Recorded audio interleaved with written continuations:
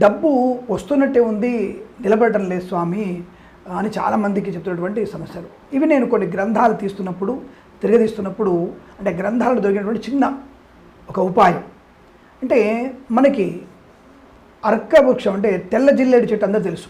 తెల్ల జిల్లేడు మొక్క అంటే కొద్దిగా అడవిలోకి వెళ్తే తెల్ల జిల్లేడు కొద్దిగా మొద్దులాగా ఉంటాయి, మొద్దులాగా ఉంటాయి. ఈ మొద్దులా ఉన్నటువంటి తెల్ల జిల్లేల్లో మీకు కనుక అదృష్టం కొద్దీ గణపతి ముఖాకృతి ఉన్నటువంటి కొమ్మ కానీ మొక్క అంటే ఆ యొక్క మొదట్లో దొరికినట్టయితే అంటే గణపతి ముఖాకృతి అంటే కాస్త ముఖం ఇలా ముఖంలా ఉండి తొండం కుడివైపు ఎడమవైపు తిరిగి ఉండడం వల్ల అటువంటిది మొక్క మీకు దొరికినట్టయితే అంటే గణపతి ఆకృతి కనబడాలి, స్పష్టంగా కనబడాలి, ఏదో ఒక్కటి కనబడడం కాదు. ఒక రకంగా దంతము, తొండము, ముఖము కొద్ది చెవులు లాంటివి వెడల్పుగా ఉన్నట్టుగా ఆ యొక్క ఆకృతి కనపడితే ఈ అర్క గణపతిని మనము చాలా విధి విధానాలతో పూజ చేస్తే కూడా ఈ ధనప్రాప్తి పొందుకునేటువంటి అవకాశం ఉంటుందని